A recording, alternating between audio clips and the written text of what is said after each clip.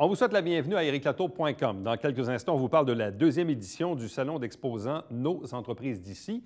On avait une première expérience chez Pasquier le printemps dernier. On répète l'expérience cette fois-ci, fin septembre, début octobre. On passe de 17 à 48 exposants et on va tenir l'événement dans la salle Grand-Fort du Collège militaire Royal Saint-Jean. On reçoit l'une des organisatrices dans quelques instants. Mais d'abord, c'est déjà le moment de penser à la rentrée scolaire 2018-2019 pour les programmes sport, arts, études, de même que langue et communication, parce que c'est le moment de vous informer et de vous inscrire. Et on en discute à l'instant avec le directeur de l'école secondaire Marguerite Bourgeois, Chad Boutin.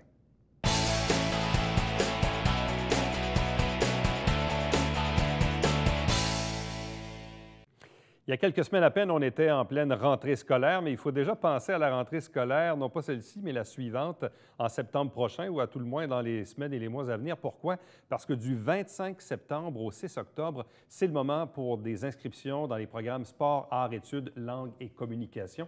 On en discute avec le directeur de l'école secondaire Marguerite Bourgeois à Saint-Jean-sur-Richelieu. Chad Boutin, bonsoir et bienvenue. Bonsoir. C'est déjà le moment d'y penser parce que là, dans certains cas, les élèves, parce qu'il y a aussi des programmes offerts au primaire, dans d'autres cas, il y a des programmes qui débutent plus au secondaire, mais c'est quand même le moment d'y penser en prévision de l'année suivante. Oui, c'est la première grande opération, je pense, pour la commission scolaire de préparation de l'année scolaire 2018-2019 déjà. L'inscription aux concentrations particulières, donc en sport, arts, études, langue et communication. Donc, on amorce tout l'exercice pour l'année scolaire suivante, là, déjà au mois de septembre. Bon, combien y a-t-il approximativement de programmes offerts ou disponibles sous le chapeau de la commission scolaire des Hautes-Rivières? En ce moment, on a approximativement une quinzaine d'organismes partenaires au niveau du sport, arts, études. Et à l'intérieur même de la commission scolaire, on offre le programme, la concentration langue et communication. Bon, dans le cadre de sport, arts, études, est-ce qu'on a toujours hockey, golf, patinage? Je ne sais pas, j'en oublie peut-être. Au fil des années, c'est pas mal les mêmes organismes qui reviennent. Donc, on a basketball qui est au secondaire seulement. On a cheerleading qui amorce. On n'avait pas eu suffisamment d'inscriptions l'an dernier, mais cette année qui est de retour et on va essayer d'aller chercher des inscriptions suffisantes pour commencer ce nouvel organisme-là. On a danse, équitation, golf, gymnastique, hockey, judo, karaté, où cette année, on n'a pas pu l'offrir, mais où on a une offre de service si jamais il y avait suffisamment de candidats. Musique, natation, patinage artistique, soccer, tennis et théâtre. Donc ça, ce sont nos organismes partenaires à l'intérieur de la commission scolaire. Et comme je disais tantôt, la concentration langue et communication, elle se vit à l'école. À l'école directement. Bon, on parle d'organismes partenaires. Parlez-nous un peu du fonctionnement, parce que souvent, les parents vont se questionner, puis il y a aussi parfois des aspects de transport, on y reviendra tantôt. Mais comment ça fonctionne? Un élève qui est inscrit et accepté dans un sport, dans l'équitation, exemple, là, je prends ça au hasard, il se passe quoi? Il va à l'école le matin, l'après-midi, on le transporte sur le site de l'équitation? En plein ça. Pour donner l'exemple du secondaire, au lieu d'avoir 4 périodes d'enseignement par jour, les élèves ont 3 périodes d'enseignement. Donc, évidemment, on vient réduire certaines matières au niveau de la grille matière des élèves pour leur offrir l'opportunité d'aller vivre en après-midi dans leur organisme, soit sport ou culturel, de pouvoir vivre leur passion et de pouvoir se dépasser dans chacun dans leur programme qui peut être différent. Bon. Quels sont les facteurs d'admissibilité à ces programmes? Ce qu'on demande, c'est que l'élève soit en réussite dans son école actuelle. Donc, un élève va être recommandé par sa direction d'école actuelle sous des grands principes où l'élève doit être motivé, doit faire des efforts importants pour sa réussite académique, doit prendre ses études au sérieux. Donc, ce qu'on veut, c'est des candidats qui vont mettre de l'énergie et qui vont se donner à 100 % dans tout ce qui a trait les exigences au niveau académique. Donc ça, c'est très important et ça, c'est via les directions des écoles actuelles qui vont recommander ou non les candidats. Donc, ils doivent être actuellement en réussite. Au niveau également, évidemment, comportemental, bien, on demande à ce que ce soit des candidats qui fonctionnent bien à l'école.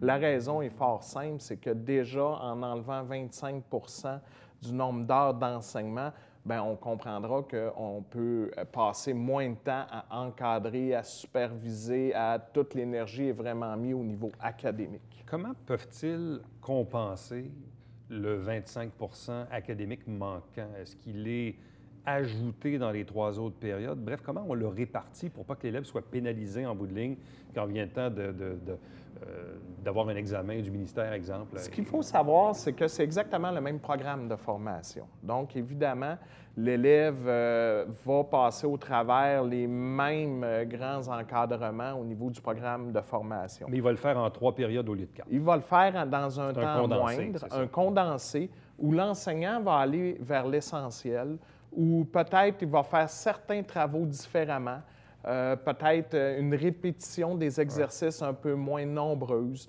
Donc, on adapte ce qu'on fait dans les cours parce qu'on sait qu'on a un peu moins de temps. Donc, on s'adapte et on fait différemment en un peu moins de temps. Quelle est la différence entre les programmes offerts à la clientèle du secondaire et du primaire? Prenons l'exemple du primaire. Qu'est-ce qui est offert à du primaire? Puis ça commence quoi, en 4e année? Ça commence en 5e année. 5 et 6, c'est ça? Donc, pour les élèves qui sont actuellement en 4e année, pour l'an prochain, où ils vont être en 5e année, donc, ils vont pouvoir s'inscrire dans les différents programmes. Est-ce qu'il y en a beaucoup au primaire? Il y en a beaucoup. La presque totalité est au oui. primaire, à l'exception de basketball présentement. La presque totalité est au primaire, est offerte au primaire également. Et ça, c'est une des particularités de notre commission scolaire, de l'offrir dès la 5e année.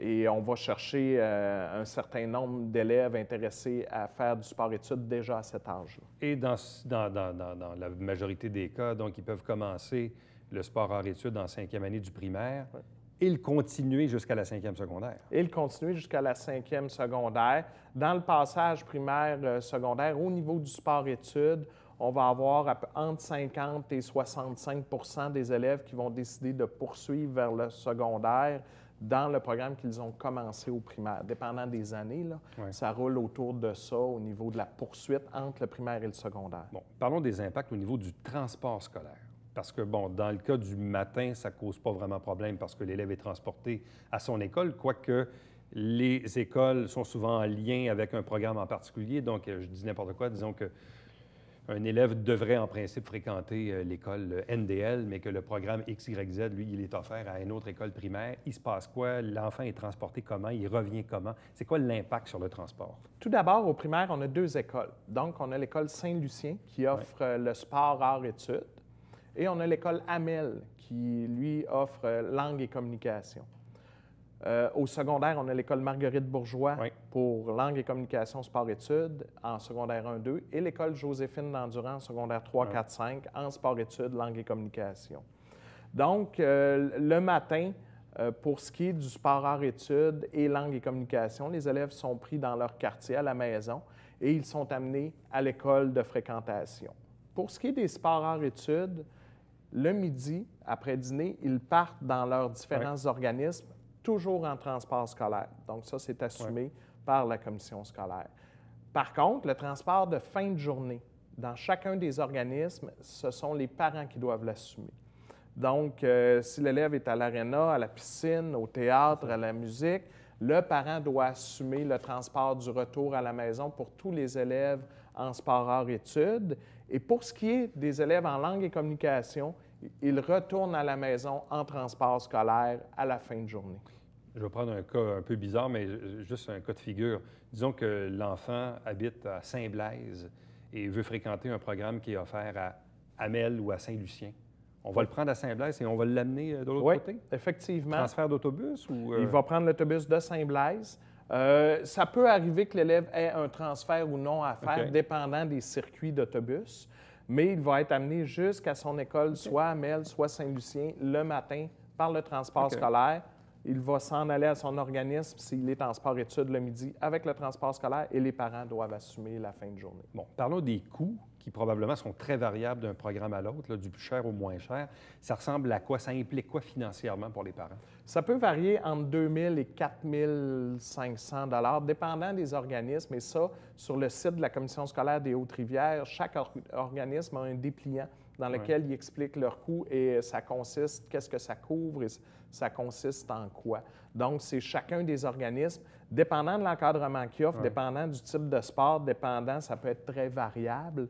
Donc, ça peut jouer dans ces montants-là à peu près. Et bonhomme, il y a combien de jeunes environ qui fréquentent les différents programmes sport, arts, études et langues et communications dans une commission scolaire qui compte à peu près 20 000 élèves au grand total? Là, actuellement, le grand total pour notre commission scolaire, ce sont 645 élèves pour toute la commission scolaire, répartis 207 au primaire et 438 au secondaire.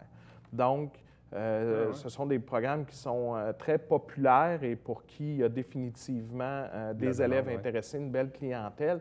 Et ce qu'il faut savoir, pour certains, ça va être de pousser leur passion, de pratiquer une activité qu'ils aiment. Et pour d'autres, ça va être de développer au niveau élite, au niveau performance. Et on a des élèves par le passé qui ont monté dans leur sport à des très hauts niveaux. Donc, chaque élève a ses motivations, chaque organisme aussi, dépendant si ce sont des organismes où il y a plus ou moins de compétition, mais où l'élève va développer ses habiletés. Bon, là, est-ce qu'il y a une soirée d'information? Il y a aussi la période d'inscription? Oui, soirée d'information, jeudi le 28 septembre à 19 h à l'école Joséphine d'Endurant. Donc, pour tous les parents intéressés par les concentrations sport-études, sport-arts-études, langue et communication, le 28 septembre à 19 h, la séance d'information pour nos 2 concentrations à l'école Joséphine d'Endurant, c'est à l'édifice Beaulieu.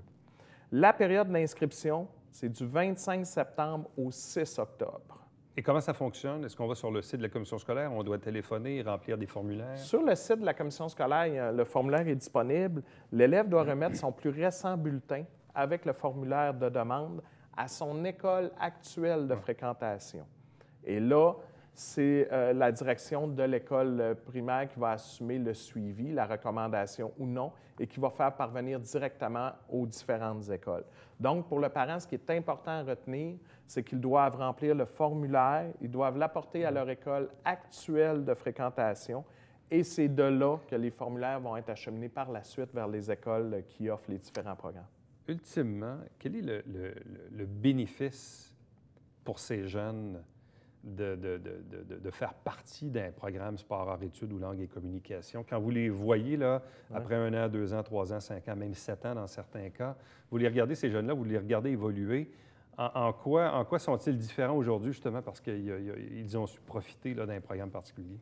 C'est sûr que ça développe beaucoup d'autres habiletés que l'école peut développer. Ce qu'il faut savoir également, c'est des élèves pour qui, parfois, l'école, ils peuvent être motivés pour l'école, mais où le fait de pratiquer un sport, une activité culturelle ou une deuxième langue peut faire en sorte de les motiver beaucoup plus encore à mettre les efforts nécessaires à l'école. Donc oui, c'est de se dépasser dans une pratique d'une passion qu'ils ont, mais en plus d'aller chercher ce que ça peut leur apporter comme individu au niveau de discipline, au niveau de dépassement, au niveau de persévérance, au niveau, bien, ils peuvent l'atteindre, oui, au niveau de l'organisme, mais également, ils ont à le démontrer puis à l'appliquer au niveau scolaire. Donc, je pense que c'est une grande richesse qu'ils peuvent aller chercher en tant qu'individu. Et je suis certain que pendant les 7 ans qu'ils peuvent pratiquer à l'intérieur de ces programmes-là, ça peut les amener à développer des belles forces pour plus tard. Alors donc, année scolaire 2018-2019, donc c'est dans 1 an, mais sport, arts, études, langue et communication, c'est dès maintenant qu'il faut y penser pour l'an prochain, à partir de la 5e année du primaire jusqu'à la 5e secondaire. Donc, comme M. Boutin le disait, jeudi le 28 septembre, 19 h, c'est la soirée d'information à l'école Joséphine d'Endurant, période d'inscription du 25 septembre au 6 octobre. Merci beaucoup. Merci. Restez avec nous puisqu'au retour, on vous parle d'un salon qui va se tenir à la fin septembre au Collège militaire royal de Saint-Jean, Nos entreprises d'ici.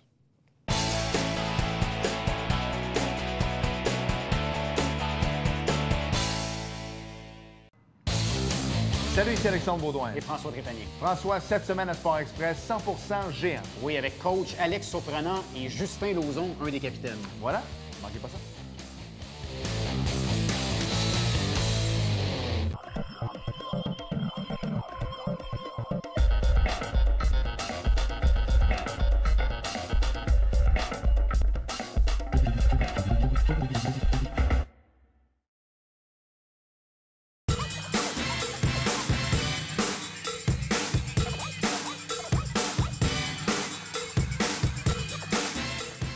dimanche 9h30, Télébingo. On vous attend.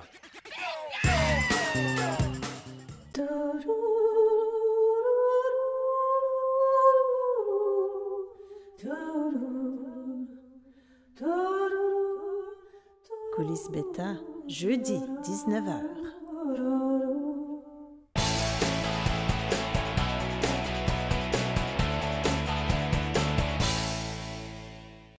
Deuxième édition du Salon Nos entreprises d'ici s'est présentée cette fois au Collège militaire royal de Saint-Jean les 29, 30 septembre et 1er octobre. Il y a 48 exposants qui vous y attendent. Notre invitée pour en parler, Mme Émilie Ré. Bonsoir et bienvenue. Bonsoir. C'est en fait une deuxième édition parce que votre première était le printemps dernier, donc au mois de mars, mais chez Pasquier. Exactement. Vous aviez à ce moment-là 17 exposants. Là, on est 6 mois plus tard. Vous êtes passé de 17 à 48 exposants et vous êtes passé du Pasquier au Collège militaire royal. Exactement. Donc, il y a eu un essor quand même assez important. À quoi vous attribuez justement le succès de l'événement, même si vous en êtes seulement qu'à la deuxième édition? Je vous dirais que c'est beaucoup de passion avec ma partenaire. Je suis seule ce soir, mais j'ai ma partenaire Isabelle Dupéré qui travaille très fort avec moi. On travaille ensemble. Quand on a parti cette idée de salon, au départ, on ne pensait pas en venir aussi gros. Isabelle est venue, vu qu'on se connaissait déjà avant, en me disant on était entrepreneurs toutes les deux, en disant qu'est-ce que tu en penses? On pourrait très bien faire un petit marché, histoire de se promouvoir, vraiment des petites entreprises de Saint-Jean, histoire de se donner de la visibilité. Donc, c'est comme ça que ça a commencé. Puis après, on s'est dit, on est très créative, on aime ça, travailler ensemble. Donc, on s'est dit, bon, ben là, on pourrait, au lieu de se limiter à 4-5 exposants, on pourrait ouvrir ça un petit peu plus gros. Donc, la première édition, on voulait y aller un petit peu sécuritaire. Donc, on s'est dit, on va prendre une salle, puis on va voir l'engouement. Mais après l'ouverture des ventes du kiosque du premier salon, on avait juste 17 emplacements de possibles, puis on avait déjà une liste d'attente de 30 exposants pour la deuxième édition parce qu'on le savait qu'on ne voulait pas s'arrêter là. Quand la première édition s'est terminée, ça s'était très bien passé. On a quand même eu un bel accueil. C'est sûr que la visibilité n'était pas optimale non plus là où on était, mais on avait quand même eu à peu près 300 visiteurs sur la fin de semaine. On le faisait juste sur 2 jours à ce moment-là. Puis on a eu une grosse journée de tempête de froid. Donc, mais en même temps, à sortie de là, on a vraiment voulu aller plus loin. Quelle est la différence entre votre événement ou d'autres types d'événements qui peuvent un peu se ressembler, qu'on a en cours d'année dans la région, plus gros, plus petit? Donc, en quoi votre événement se caractérise-t-il? En quoi il est différent? Notre mission première, c'est d'encourager l'achat local. Donc, nous, notre mission, c'est d'offrir à la communauté joannaise et les environs de découvrir leur propre entreprise d'ici, d'où le nom Nos entreprises d'ici. Donc, on a uniquement des entreprises qui viennent de Saint-Jean et les environs. Donc, on sélectionne les exposants qui sont proches de Saint-Jean et, au pire des cas, pas plus que 35 km. Donc, c'est très restreint. Donc, la personne qui vient nous voir et qui tombe en amour avec un produit ou un service, une entreprise, va facilement pouvoir venir après magasiner chez cet exposant-là ou se procurer les services de la personne. Bon, et quel type d'entreprise on retrouve? Bon, évidemment, la vôtre et celle de votre collègue, mais parlez-nous un peu est-ce que si on parle de petites, de moyennes, de plus grandes entreprises, des travailleurs autonomes, ou pas nécessairement dans tous les cas? Bref, c'est quoi le portrait général des entreprises qu'on retrouve? C'est très éclectique. Par contre, on est dans la petite et moyenne entreprise, puis beaucoup de petites entreprises aussi, des travailleurs autonomes qui font ça comme deuxième travail, qui ont encore leur travail à temps plein en tant que salariés. Il y en a qui sont à temps plein dans leur propre entreprise. Isabelle et moi sommes à temps plein dans notre propre entreprise. C'est des entreprises de produits et de services. Donc, on peut rencontrer autant dans le milieu des services des courtiers en assurance, comme moi qui suis consultante en image personnelle, comme un service de design d'intérieur, comme vous allez trouver des entreprises en produits, des bijoux, vous allez trouver du savon biologique, vous allez trouver des peintres, des peintures sur verre, vitrail, travail du bois. Donc, on couvre vraiment un domaine professionnel très, très large. Bon. Vous avez une page Facebook avec l'événement. Vous avez aussi le site Internet nosentreprised'ici.ca où les gens peuvent retrouver de l'information sur, d'ailleurs, l'ensemble des exposants. Bon, l'événement se tient sur 3 jours, cette fois, 29, 30 et le 1er octobre, au Collège militaire, dans la salle Grand Fort. La salle Grand Fort. Expliquez-nous un peu le canevas, c'est quoi? C'est vendredi, samedi, dimanche, bien Oui. évidemment. Donc, comment ça se déroule, les heures d'ouverture? Quand les gens vont rentrer, ils vont voir quoi?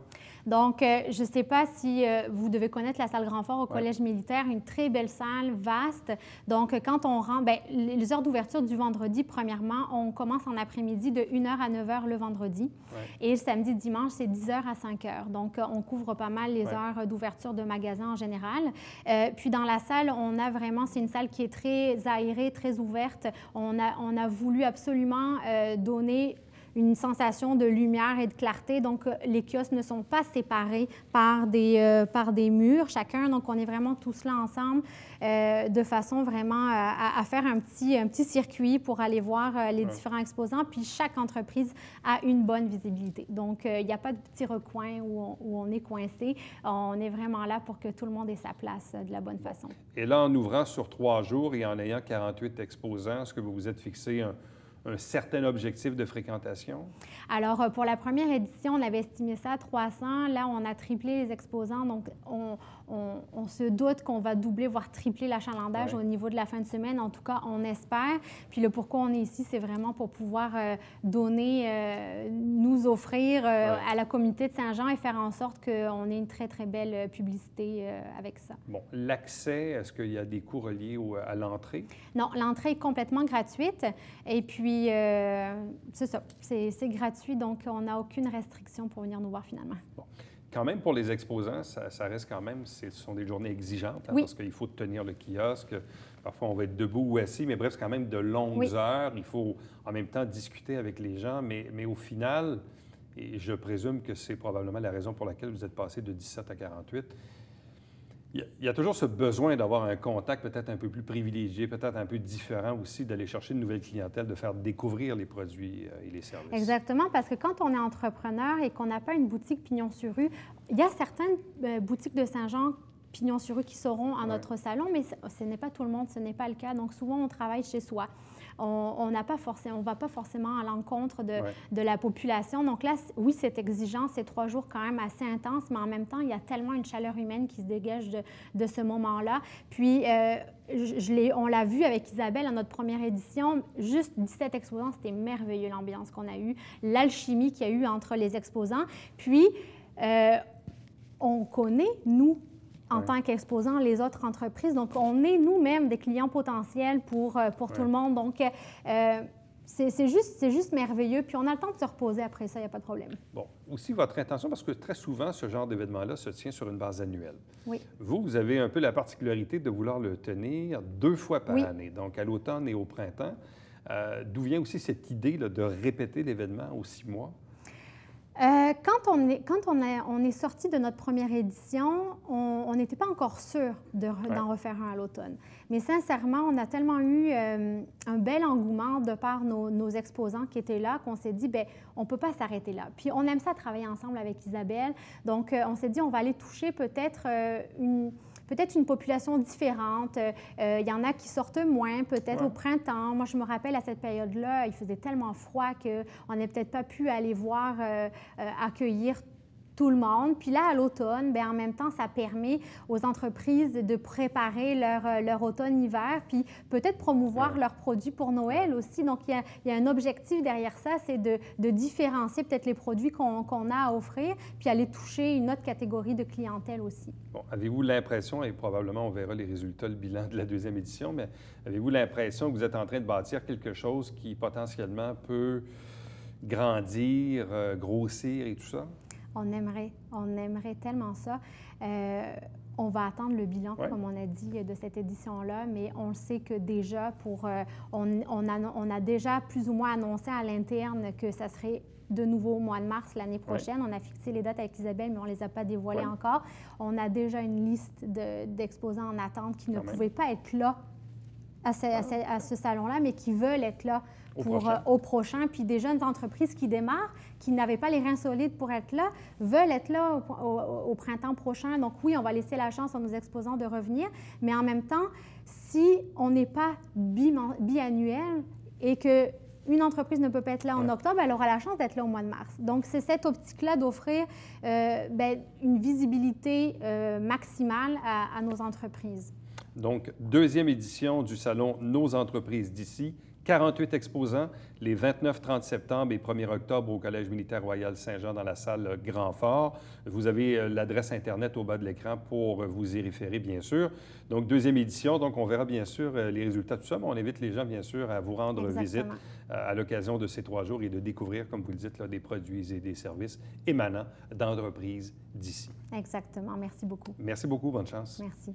Reste avec nous. Au retour, on vous présente le Babillard quotidien.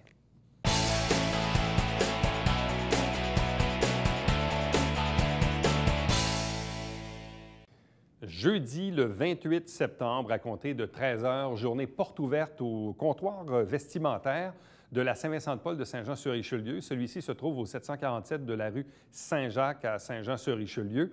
Donc, c'est une bonne occasion parce que ces gens-là ont déménagé tout récemment. On avait un plus petit local, on a un plus grand local aujourd'hui. Donc, allez découvrir, il y a probablement des petites mines d'or, allez faire un petit tour.